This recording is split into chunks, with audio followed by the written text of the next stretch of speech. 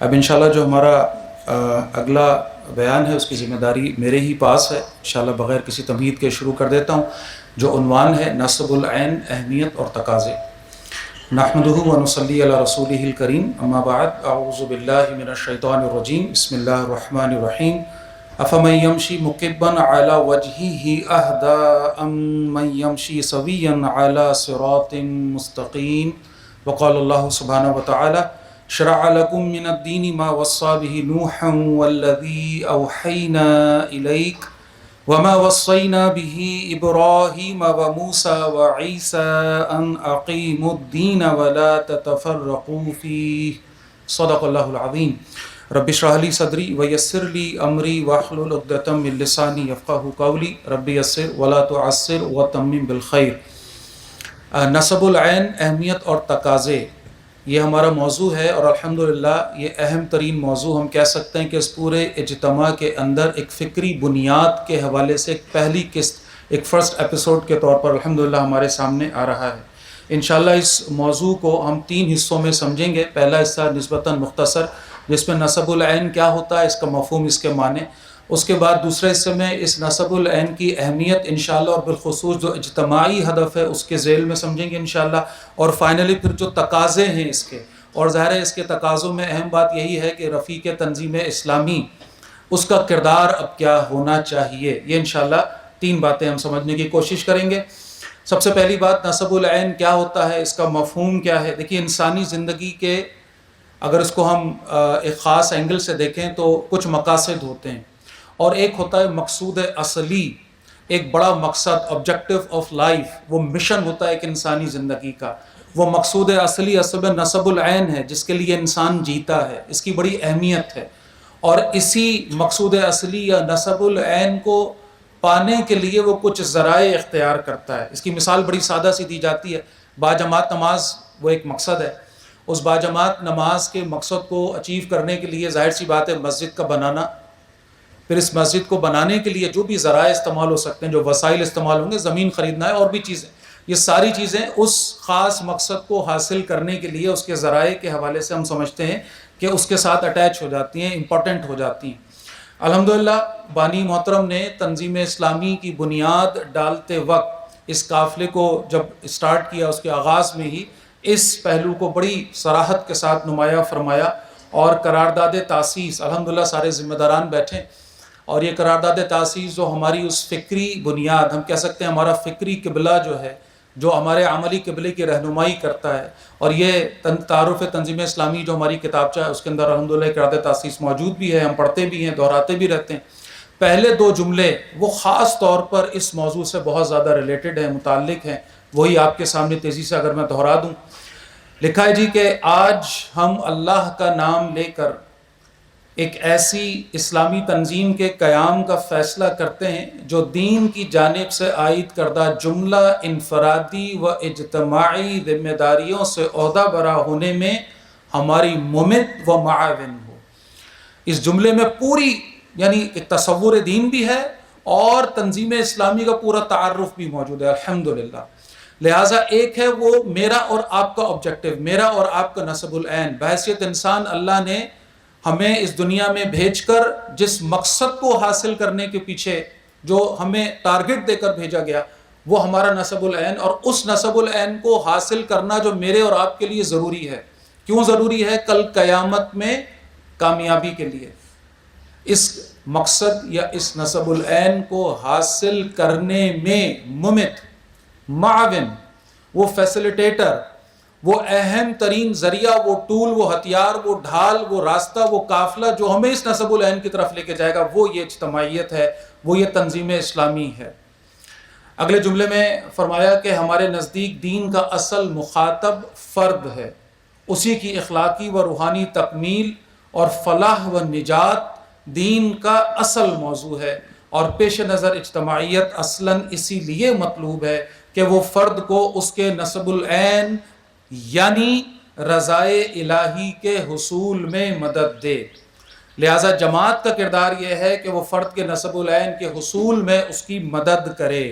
اب یہاں ایک چھوٹا سا نقطہ سمجھ لیجئے. قیامت کا منظر ہے اور چلیں اس سے پہلے ایک اور ازمپشن لے لیتے ہیں. الحمدللہ ہم جانتے ہیں تنظیم اسلامی کا مقصد سادہ ترین جملے میں کہا جائے، ہم کہتے بھی ہیں اولاً پاکستان میں اور پھر پوری دنیا میں انشاءاللہ نظام خلافت کا قیام. ازمپشن میں آپ کو دے رہا ہوں کہ اللہ کرے کہ کل اس ملک پاکستان، اس مملکت خدا داد میں واقعتاً اسلام نافذ ہو جائے، نظام خلافت قائم ہو جائے. کیا خیال ہے آپ کا؟ یہ خبر سنتے ہی میں اور آپ ریلیف، پھر یہیں سے اپنے اپنے گھروں کو چلیں، باقی اجتماع چھوڑ کے، کام ہو گیا پورا، کامیاب ہو گئے، یہی کرنا چاہ رہے تھے. الحمدللہ یہ جو گردنیں ہل رہی ہیں، ذمہ داران بیٹھے، الحمدللہ اس بات کو ہم سمجھتے ہیں. ظاہر تذکرہ، یہ تذکیری یاد دہانی مقصد اس لیے ہوتا ہے کہ ہم ان کو تازہ کر لیں، ریفریش کر لیں. الحمدللہ ہم جانتے ہیں کہ یہ جماعت کا مقصد اپنی جگہ اہم، اور وہ جماعت اس مقصد کو حاصل کرنے کی محنت کرے گی. اور جماعت کون ہے؟ ہم سب ہیں. البتہ ہمارا مقصد ایک ذاتی، ایک رفیق کا مقصد، اس کی ذات میں وہ کیا ہے؟ اللہ کی رضا. تو اگر جماعت کامیاب ہو جائے اور فرد ناکام ہو جائے تو اصلاً کیا ہے؟ یہ ناکامی. پاکستان میں دین قائم ہو گیا، کل قیامت کے دن میں کھڑا ہوں اور مجھے یہ بتایا جائے کہ you have contributed nothing، تم نے کچھ نہیں کیا اس کام کے اندر. یہ اسلام جو نافذ ہوا اس پہ تمہارا کوئی کردار نہ تھا، کوئی رول نہ تھا، کوئی قربانی نہ تھی، کوئی ایثار نہ تھا، کوئی وقت نہ دیا، کوئی صلاحیت نہ لگائی. تم کیا لینے آئے ہو یہاں پہ؟ تم کس بات کو کلیم کرنے آئے ہو؟ تو الحمدللہ اس بات کو ہم سمجھتے ہیں کہ جو اصل میرے اور آپ کی ذات میں رہتے ہوئے مقصد، وہ نصب العین، وہ کیا ہے؟ اللہ کی رضا مل جائے، اخروی نجات مل جائے، میں اللہ کو راضی کر کے کل سرخ روح ہو جاؤں.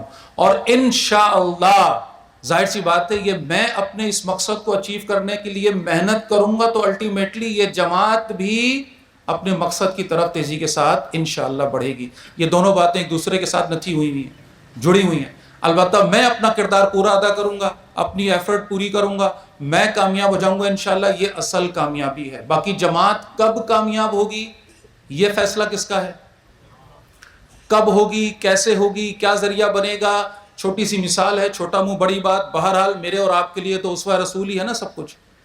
رسول اللہ صلی اللہ علیہ وسلم کو بھی اللہ نے ایک حد تک بے خبر رکھا، ایک زمانے تک بے خبر رکھا کہ اللہ کی مشیت میں آگے کیا تھا، کہاں سے مدد آنی تھی، کہاں سے نصرت آنی تھی، انصار کس کو بننا تھا، کہاں سے غلبے کی جد و جہد، وہ عملی جد و جہد کا کارواں تیزی سے آگے جانا تھا. بس کام کیا تھا؟ محنت کیے جاؤ، محنت کیے جاؤ، نتیجے کا مکلف ہم نہیں. الحمدللہ. اب اس نصب العین کی جو بھی میں نے ڈیفینیشن، تعریف آپ کے سامنے مختصراً رکھی، اب اس کی اہمیت کو سمجھ لیتے ہیں. دیکھیے بانی محترم فرمایا کرتے تھے کہ کوئی بھی باشعور انسان ہی ممکن نہیں کہ اس کی زندگی کا کوئی مقصد نہ ہو. کوئی نہ کوئی مقصد، کوئی ہدف، کچھ نہ کچھ اس کی زندگی میں واضح ہوتا ہے. ایک منزل ہوتی ہے اس کی آنکھوں کے سامنے. اور جس کی کوئی منزل نہ ہو وہ کون ہوتا ہے؟ کوئی مقصد، کوئی ہدف، کوئی نصب العین نہیں. وہ کون ہے؟ وہ حیوان ہے، وہ ایک جانور ہے. انسانی پیکر میں چلتا پھرتا ہے ایک حیوان، محض جسم اور جسمانی ضرورتوں کے لیے جی رہا ہے. اور یہی کام تو حیوان بھی کرتا ہے.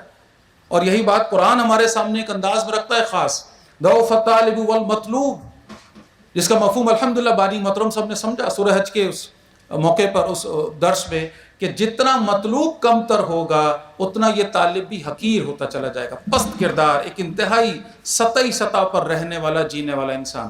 بہرحال ایک بڑی اچھی حکایت سعدی میں لکھی ہے.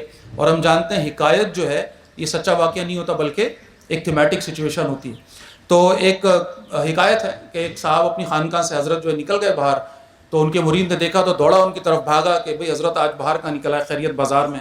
کہنے لگے کہ مجھے جو ہے وہ ایک انسان کی ضرورت ہے. کہنے لگا عرض کیجئے میں حاضر ہوں. تو انہوں نے دیکھا اوپر نیچے تک، کہنے لگے نہیں ایک انسان چاہیے. بڑا پریشان ہوا. کہنے لگا حضرت کا دماغ الٹ گیا ہے، کیا ہو گیا؟ کہنے لگا حضرت میں کھڑا ہوں، یہ اتنے لوگ کھڑے ہیں، یہ سب آپ کی مرید ہیں، آپ اشارہ کریں ایسے دوڑتے بھاگتے آئیں گے، آپ حکم تو کریں. تو حضرت نے ادھر دیکھا ادھر دیکھا. کہنے لگے کہاں ہے انسان؟ ارے بھائی انسان ہی انسان ہے حضرت، کہاں ہے انسان؟ دیکھو یہ گدھا ہے، یہ بلی ہے، یہ لومڑی ہے، یہ کتا ہے، یہ گھوڑا ہے، یہ ہاتھی ہے، یہ شیر ہے، یہ بھیڑیا ہے، یہ سانپ ہے. ہر شخص حیوان بن گیا. ہاں اپنے مزاج کے مطابق کوئی گدھا بنا، کوئی گھوڑا، کوئی کتا بنا، کوئی بھیڑیا، کوئی سانپ بنا، کوئی چوہا. لیکن انسانی پیکر میں چلتے پھرتے حیوان، روح مر چکی. کیا خیال ہے، کیا یہ موضوع قرآن ہمارے سامنے رکھتا ہے؟ الحمدللہ. اور بانی محترم نے بہت تفصیل کے ساتھ اس موضوع کو ہمارے سامنے مختلف موضوعات کے تحت رکھا. لہم قلوب لا یفقہون بہا، وَلَهُمْ أَعْيُنٌ لَا يُبْصِرُونَ بِهَا وَلَهُمْ آذَانٌ لَا يَسْمَعُونَ بِهَا أُولَٰئِكَ كَالْأَنْعَامِ بَلْ هُمْ أَضَلُّ أُولَٰئِكَ هُمُ الْغَافِلُونَ۔ مفہوم عرض کر رہا ہوں، یہ آنکھیں ہیں، کان ہیں، دل ہیں، سب کچھ ہے، لیکن کسی کام کے نہیں۔ کون سی آنکھیں، کان اور کون سے دل؟ وہ روح کی آنکھیں، وہ روح کے کان، وہ روح کا دل و دماغ، وہ مرکز حواس، کسی کام کا نہیں۔ مردہ ہو چکی، منہ چلتے پھرتے حیوان ہیں، بلکہ حیوانوں سے، چوپایوں سے بھی بدتر ہیں۔ ان شر الدواب عند اللہ ثم البکم الذین لا یعقلون، بے شک اللہ کے ہاں، اللہ کے نزدیک بدترین ہیں وہ جانور، گونگے اور بہرے، کچھ نہیں سمجھتے۔ بہرحال جی یہ کیفیت کہ ایک انسان کا ہدف نہ ہو، منزل نہ ہو، واضح نہ ہو، متعین نہ ہو، تو اس کے اور حیوان کی زندگی میں کوئی فرق نہیں۔ اب اس سے آگے بڑھتے ہیں، ایک اہم بات سمجھتے ہیں۔ جس طرح جسم کو اگر بہترین غذا نہ ملے اپنی بھوک کی تسکین کے لیے، اور بھوک شدید ہو، تو کیا ہوتا ہے؟ جو بھی مل جائے بہترین ہی لگتا ہے نا۔ تو جب اللہ نے روح کے اندر ایک تقاضا رکھا ہے اور وہ تقاضا اس کو پورا نہیں ہو رہا، وہ نصب العین جو اس کے اندر، اور یہ ہر انسان کی ضرورت ہے، اس سے وہ بھاگ نہیں سکتا، اس سے وہ بچ نہیں سکتا۔ جب اس نصب العین سے چھوٹے گا، گرے گا، تو کہاں پہنچے گا؟ کہیں نیچے جا کر گرے گا، اور کسی بیکار شے کو اپنا نصب العین اپنی زندگی کا مقصد بنائے گا۔ اور یہی بات ہمارے سامنے پھر آتی ہے، اور جگر مراد آبادی تو اس بارے میں کہتے ہیں نا کہ اپنے ہی حسن کا دیوانہ بنا پھرتا ہوں۔ بدترین نصب العین کسی زندگی کا، کسی کا ہدف، کسی کا ٹارگٹ کیا ہو سکتا ہے کہ اپنے لیے جی رہا ہے، صرف اور صرف اپنے لیے بھاگ دوڑ، اپنے لیے محنت، کوشش۔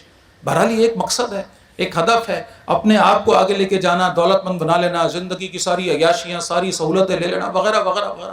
زیادہ سے زیادہ اپنے ساتھ اپنے گھر والوں کو بھی شامل کر لے گا۔ انتہائی خود غرض بدترین یہ شخص ہے جس کی ذات کا محور اس کی اپنی ذات اور بس۔ پیٹ سے شروع ہوتا ہے اس کی مقصد کا پہلا قدم، اور شرمگاہ کے خوشنودی پر جا کر ختم ہو جاتا ہے۔ یہ اس کی زندگی کا حاصل، بدترین نصب العین۔ اس سے ذرا اوپر آ جائیے، ایک شخص وہ اپنی قوم کے لیے، اپنی برادری کے لیے، اپنے وطن کے لیے بہرحال جیتے ہیں، قربانیاں دیتے ہیں، اثار و قربانی وغیرہ وغیرہ کرتے ہیں۔ یہ اس والے سے تو بہتر ہے، لیکن بہت ہی لمیٹڈ۔ اپنی قوم کے لیے جی رہا ہے تو دوسری قوم کو دھوکہ بھی دے گا، دوسری قوم کے ساتھ ظلم بھی کرے گا، ظاہر سی بات ہے، کیونکہ وہ اس کا نصب العین اپنی قوم کی بقا ہے نا۔ پھر اس سے ایک سٹیپ اوپر آ جائیے، انسان دوستی، یہ ہیومنزم کا کانسیپٹ، انسانیت، اور اب تو لیبلز لگائے جاتے ہیں، انسانیت میرا مذہب وغیرہ وغیرہ۔ تو انسان کے لیے جینا، انسان کی بھلائی۔ لیکن سمجھیے اس بات کو کہ ایک شخص جو اپنے اصل نصب العین سے دور ہو، وہ کبھی بھی انسانیت کا بھلا کر ہی نہیں سکتا۔ اصل نصب العین کیا ہے؟ وہ ہے ذاتی باری تعالیٰ کی رضا، اس کی خوشنودی۔ میرا اللہ مجھ سے راضی ہو جائے، منزل ما کبریاست۔ میری منزل کیا ہے؟ صرف اور صرف اللہ کی ذات، اس سے کم تر کچھ نہیں۔ لا مقصود الا اللہ، لا مطلوب الا اللہ، لا محبوب الا اللہ۔ اور یہ وہ بات جو اکثر ہم امیر محترم کے دروس میں بھی سنتے ہیں، وہ زندگی کا مشن، وہ مشن اسٹیٹمنٹ، اللہ کرے میں اور آپ واقعتاً اس کو اپنانے کے لیے اپنے آپ کو تیار کریں کہ وہ صدا لگائی جا رہی ہو اور مخاطبین میں ہم شامل ہوں۔ کون سی صدا ہے جی؟ سورہ فجر میں، یا ایتھا النفس المطمئنہ ارجعی الی ربک راضیۃ مرضیہ فادخلی فی عبادی وادخلی جنتی۔ ترجمہ بتانے کی ضرورت تو نہیں ہے جی، اہم نقطہ یہاں پر سمجھ لیجئے۔ نفس مطمئنہ کو پکار رہا ہے کون؟ وہ رب، اور پکار کر کہہ رہا ہے آجا۔ یہ محبت کا اظہار، یہ اپنائیت کا اظہار۔ بہت مشقت جھیل لی، بہت محنت جھیل لی، جو تجھ سے تقاضا تھا تو نے پورا کیا، اپنے تئیں اپنی صلاحیت جو بھی تھا لگا دی، اب باقی میرا کام ہے۔ یہ میری شان ہے کہ تیری کمیوں کو پورا کر کے تجھے اپنا لوں گا، آجا۔ اب اگلی بات سمجھیے گا اس بات کو، کیا فرمایا جا رہا ہے؟ فادخلی فی عبادی وادخلی جنتی۔ وہاں پر بھی پہلے بندوں کے ساتھ جڑنا پڑے گا، پھر جنت ملے گی۔ یہ انڈیویجولزم نام کی کوئی شے ہے ہی نہیں۔ فرد کا نصب العین ہے، فرد کا مقصد ہے، فرد کا ٹارگٹ ہے، لیکن اکیلے نہیں جا سکتا، جڑنا پڑے گا، ملنا پڑے گا۔ وہاں پہنچ کے بھی اللہ فرما رہا ہے پہلے میرے بندوں میں شامل ہو۔ یہ میرے وہ بندے ہیں جنہوں نے اپنی ڈائریکشن کو اس اجتماعیت کے ساتھ الائن کر کے اور اس کے لیے محنت کی، لہٰذا ان میں شامل ہو جا اور پھر تو جنت میں آ جا۔ لہٰذا انفرادی نصب العین جو ہمارا ہے اللہ کی رضا، اس کے حصول کے لیے ہمیں اس اجتماعی ہدف کے لیے محنت کرنی ہوگی، تاکہ یہ اجتماعیت ہمارے کام آئے اور ہم مل کر اس اجتماعی ہدف کو حاصل کرتے ہوئے اپنے ہدف تک پہنچ سکیں۔ بہرحال جی اب یہ اجتماعی ہدف ہمارا کیا ہے؟ الحمدللہ اس بات کو اچھی طرح ہم جانتے ہیں، سمجھتے ہیں۔ میں نے آپ کے سامنے آیت بھی پڑھی اور اس آیت کا جو حاصل ہے، جو ایکسٹریکٹ ہے، ان اقیموا الدین ولا تتفرقوا فیہ، اس دین کا قیام، اس کا نفاذ، غلبہ دین اور اللہ کے دین کی جو اس کا کبریائی ہے، جو اعلاء کلمت اللہ، جو بھی اس کو ہم جو عنوان دیں، جس ہیڈنگ کے تحت بھی اس کو سمجھیں، یہ اجتماعی ہدف ہے۔ یہ حاصل کرنا ہوگا جو میرے اور آپ کے اوپر اللہ کی طرف سے عائد کردہ ایک فرض ہے، اور اسی کی محنت میں لگنا ہوگا تاکہ ہم اپنے انفرادی نصب العین یعنی اللہ کی رضا کو پا سکیں۔ کل قیامت کے دن اللہ ہمیں بلائے، پکار لگائے کہ میرا یہ بندہ جس نے اپنی پوری صلاحیت لگا کر اپنے اس نصب العین کے لیے اپنا تن من دھن لگا دیا۔ اب آخری حصے میں آ جائیے جی، جو تقاضے اس نصب العین کو حاصل کرنے کے حوالے سے، اور ظاہر جیسے میں نے عرض کیا، اصلاً یہ کیا ہے؟ یہ میرا اور آپ کا بطور رفیق تنظیم اسلامی کردار ہے۔ یہ نصب العین جو ہمارا ہے، اس کا شعور الحمدللہ ہمارے سامنے واضح ہے، متعین ہے۔ یہ راستہ ہمارے سامنے بڑا واضح ہے، بڑا کلیئر ہے۔ اس کارواں میں ہم شامل ہوئے الحمدللہ۔ تو ظاہر سی بات ہے، جب سفر شروع ہوتا ہے تو کیسے ہوتا ہے؟ ایک ایک قدم کے ذریعے ہوتا ہے نا۔ پہلا قدم اٹھانا ہوگا، پھر دوسرا قدم اٹھانا ہوگا، پھر تیسرا قدم اٹھانا ہوگا۔ کوئی نہ کوئی نقطہ آغاز ہوگا، کوئی سٹارٹنگ پوائنٹ ہوگا۔ اس سٹارٹنگ پوائنٹ یا نقطہ آغاز کو ہم ڈٹرمن کریں، متعین کریں، اور پھر اس قافلے میں اپنے آپ کو شامل کر کے اس کے تقاضوں کو پورا کرتے ہوئے قدم سے قدم ملا کر آگے بڑھتے چلے جائیں۔ پہلی چیز اور نقطہ یہ آخری جو بھی آپ کے سامنے تقاضے میں رکھ رہا ہوں، اس میں جو پوائنٹس آپ کے سامنے رکھے ہیں، دیکھیے بھائی، اس اجتماعیت کی قدر، اللہ کا شکر ادا کرنا چاہیے ہم سب کو۔ اس فتنے کے دور میں، اس آخری زمانے میں اللہ کا شکر کہ اللہ نے ہمیں نسبت رسول دی ہے صلی اللہ علیہ وسلم، اس مشن میں جوڑ دیا، اس مقصد کے ساتھ ہمیں الائن کر دیا جو رسول اللہ کا مشن تھا، جو رسول اللہ کا مقصد تھا۔ اللہ کی قسم، اس وقت دنیا میں جتنے انسان جی رہے ہیں، انسانوں کو چھوڑ دیجیے، جتنے مسلمان جی رہے ہیں، کتنوں کو اس مقصد کا شعور تک نہیں ہے، پتہ تک نہیں ہے، معلوم نہیں ہے ان کو کہ یہ تھا رسول کا مقصد، یہ تھا رسول کا مشن، اس لیے بھیجا تھا اللہ نے ان کو۔ اللہ نے ہمیں نہ صرف بتا دیا بلکہ الحمدللہ انشراح صدر عطا فرمائے۔ هو اجتباکم کے کون سے درجے میں پہنچے ہم؟ ادھر سے چن کے ادھر، ادھر سے چن کے اس سے اوپر، اس سے یہ ذمہ داران بیٹھے ہوئے اس قافلے کے، یہ ہراول دستہ جس کو انجن کہتے ہیں نا عرف میں ہم، جو اس قافلے کو لے کر آگے بڑھنے والا، اور قافلے کی منزل کیا ہے؟ رسول اللہ صلی اللہ علیہ وسلم کا مشن اور اس کا مقصد، ان کا مقصد۔ کتنی قدر کریں اس اجتماعیت کی۔ کوئی ظاہری شے ہو تو چومیں اس کو، سینے سے لگائے اس کو، گلے سے لگائے اس کو، پتہ نہیں کیا کریں، اگر تو واقعی اس کا کوئی وجود ہو، سمجھیں اس بات کو، اس کی قدر ہم کریں۔ ہمیں اس کی ضرورت ہے، اس کو ہماری ضرورت نہیں ہے۔ یہ میری اور آپ کی ضرورت ہے، یہ اجتماعیت۔ ایک نقطہ بڑا چھوٹا سا لکھا ہے، مسائل وہی ہوتے ہیں جن کو ہم مسائل سمجھتے ہیں، عذر وہی ہوتا ہے جس کو میں عذر سمجھتا ہوں۔ سمجھیے گا اس بات کو۔ انسان اسی چیز میں ماہر ہوتا ہے جس کی وہ پریکٹس کرتا ہے۔ سیدھی سی بات ہے، جس چیز کا میں معذرت کی پریکٹس کرنا شروع کر دوں، معذرت میں ماہر ہو جاؤں، ایکسپرٹ ہو جاؤں گا۔ میں عزیمت کی پریکٹس شروع کر دوں، میں عزیمت میں ماہر ہو جاؤں گا۔ میں مشکلات سے نکلنے کی پریکٹس شروع کر دوں، میرے لیے آسان ہو جائے گا مشکلات سے نکلنا، اور مشکلات میں رہ کر اسی کو انجوائے، معذرت کے ساتھ یہ لفظ استعمال کر رہا ہوں، انسان کا مسئلہ ہے یہ، وہ بعض دفعہ مشکلات کو انجوائے کرتا ہے، چبن ہوتی ہے، تکلیف ہوتی ہے، وہ ہم کریدتے نا بعض دفعہ اپنے کسی کورنٹ کو، کریدتے کہ نہیں کریدتے؟ بظاہر مزہ آ رہا ہوتا ہے، نہیں آ رہا ہوتا، اصلاً کیا کر رہے ہوتے ہیں؟ اپنے آپ کو تکلیف دے رہے ہوتے ہیں۔ ایسے ہی مثال ہے، ہم انجوائے کرتے ہیں مشکلات کو بعض دفعہ، اور رہنا چاہتے ہیں اس کے اندر، پھر ایکسپرٹ ہو جاتے ہیں اس کام میں، پھر اپنے اوپر طاری کر لیتے ہیں، سوار کر لیتے ہیں، جو نہیں ہوتی بیماریاں وہ بھی اپنے اندر لے آتے، جو ہے وہ ہے، یقیناً اللہ کی طرف سے آزمائش ہے، جو مشکلات ہیں وہ ہیں، جو نہیں ہیں انہیں بھی مشکلات بنا کر اپنے اوپر سوار کر لیتے ہیں۔ بہرحال اس میں ایک چھوٹی سی بات یہ کہ جب ہم معذرت پیش کرتے ہیں تو کس کو کہہ رہے ہوتے ہیں؟ معذرت کس کو دے رہے ہوتے ہیں؟ اپنے نقیب کو، امیر کو، اپنے جو بھی نظم پالا، کس کو دے رہے ہوتے ہیں؟ اللہ کو دے رہے ہوتے ہیں۔ وہ بلانے والے نے کس کام کے لیے بلایا؟ اللہ کے کام کے لیے۔ اور میرے پاس اگر کوئی عذر جو بھی ہے جس کی وجہ سے میں اللہ کے اس کام کے لیے، اللہ کے دین کے لیے اپنے آپ کو فارغ نہیں کر پا رہا، تو اصلا تو معذرت اللہ کو دے رہا ہوں، اللہ اس بات کی سمجھ مجھے اور آپ کو عطا فرمائے۔ ایک چھوٹا سا نقطہ یہ ہے کہ انفرادی نسب العین واضح رہے، کلیئر رہے اور ہم ڈٹرمن رہیں تو انشاءاللہ عجلت پسندی کا شکار نہیں ہوں گے، کیونکہ جب شیطان ہمیں چھڑانا چاہتا ہے، اجتماعیت سے دور کرنا چاہتا ہے، سست کرنا چاہتا ہے، تھکان ہم پر طاری کرنا چاہتا ہے، تو اس کی کوشش یہ ہوتی ہے کہ وہ ہمیں اس اجتماعی ہدف سے دوری دکھائے، اور پھر وہ جملے سننے کو آتے ہیں، اتنے سال ہو گئے کیا ملا، اتنے سال ہو گئے کہاں پہنچے، اتنے سال ہو گئے کیا، معذرت کے ساتھ، امیر محترم سے خاص معذرت کے ساتھ، کیا اکھاڑ لیا۔ کراچی والے جانتے ہیں اس جملے کا مطلب، کیا کیا بھائی تم نے اتنے سالوں سے، ایسا کیا کر لیا؟ الحمدللہ ثم الحمدللہ۔ کوئی یہ سوال کر سکتا ہے حضرت سمیہ سے، حضرت یاسر سے، حضرت مصعب بن عمیر سے؟ کوئی ہے کسی میں ضرورت کی سوال جا کر کرے، یہی لگے رہو، اپنی جانیں دے دیں، کیا کیا؟ الحمدللہ اللہ کی رضا مل گئی، آخرت کی کامیابی مل گئی، اور یہی ہدف ہے، یہی ہمیرا اور آپ کا نسب العین۔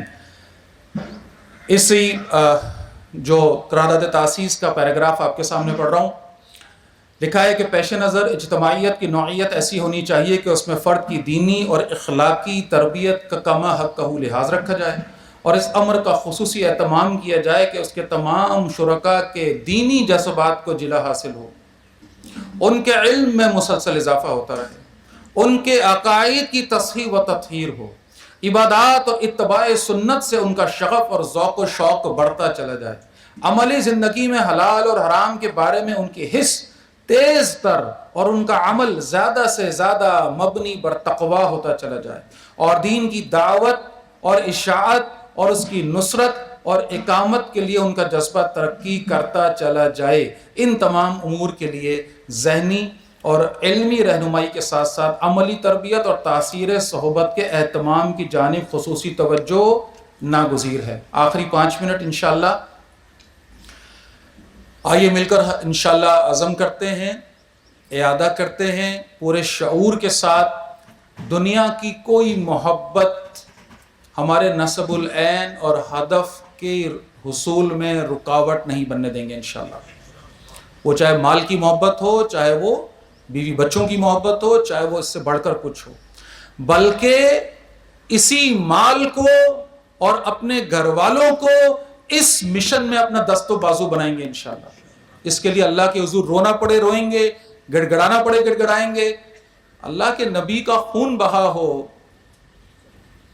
اور میرا پسینہ بھی نہ بہے، صحابہ کرام اپنی جانیں قربان کر دیں، اور میں اپنے امیر یا نقیب کی پکار پر اپنا بستر چھوڑنے کو تیار نہ ہوں۔ صحابہ ہوں وہ عظیم ہستیاں جو اپنا مال و متاع رسول اللہ کے قدموں میں دینے کے لیے بےتاب ہوں، اور ہمارا نقیب ہلکان ہو رہا ہے، امیر ہلکان ہو رہا ہے، وغیرہ وغیرہ جو بھی ہمارے اوپر، اور ہم انفاق دینا بھول رہے ہوں۔ اللہ کے نبی صلی اللہ علیہ وسلم پوری انسانیت کو جہنم کی آگ سے بچانے کے لیے باطل کی جو بھی ظلم و ستم کی آگ ہے اس میں جلتے رہیں، کیسوں کے پاس آ کر رسول اللہ نے دعوت دی ہے، کہاں رسول اللہ صلی اللہ علیہ وسلم اور کہاں وہ، اور رسول اللہ جا رہے ہیں، ایک بار نہیں جا رہے، بار بار جا رہے ہیں، اور کنڈیاں کھٹکھٹا رہے، راستوں میں روک رہے، دن میں جا رہے، رات میں جا رہے، خیموں میں جا رہے، قافلوں میں جا رہے ہیں، ایمان لے آؤ، ایمان لے آؤ، ایمان لے آؤ، ایمان لے آؤ۔ اور میں اور آپ اپنے اس تنظیم کی دعوت دینے میں ایسی کوئی مصیبت اپنے سر پہ پہاڑ محسوس کریں، پتہ نہیں کیا ہو گیا، ایسی جھجا کے خدا نہ خاصا جیسے پتہ نہیں کس چیز کی دعوت دے رہے ہیں، کوئی غلط کام، کوئی گناہ کا کام، ایسی اندر کوئی بوجھ آ جاتا ہے جب کسی سے کہا جائے کہ ہاں بھائی یہ دعوت دین کی دینی ہے، کتنے زیر دعوت، ٹھیک ہے سارے ذمہ داران بیٹھے نا جی، الحمدللہ، صرف ایک جس کو کہتے ہیں نا اپنے لیے جتنے ساتھی بیٹھے ہوئے ہیں تیزی کے ساتھ اپنے ذہن میں اپنی زیر دعوت احباب لے آئیے۔ میرا خیال ہے جو سمجھانا چاہ رہا ہوں بات سمجھ میں آ گئی ہوگی، ہم کس چیز کے دعوے دار ہیں اور ہمارا عمل کیا کہتا ہے۔ اللہ سے دعا ہے کہ نبی کریم صلی اللہ علیہ وسلم کا یہ جو عظیم مقصد ہے دین کا غلبہ، اللہ تعالی ہمیں اس کے ساتھ آخری سانس تک منسلک رکھے اور اس کے لیے کما کہو جد و جہد کرنے کی توفیق عطا فرمائے، اور کل قیامت کے دن جب پکار لگائی جا رہی ہو تو ہم میں سے جب کسی کا نام لیا جائے تو ساتھ میں یہ بھی کہا جائے کہ یہ وہ شخص ہے کہ جس نے واقعتاً اللہ کو راضی کر لیا. آمین یا رب العالمین.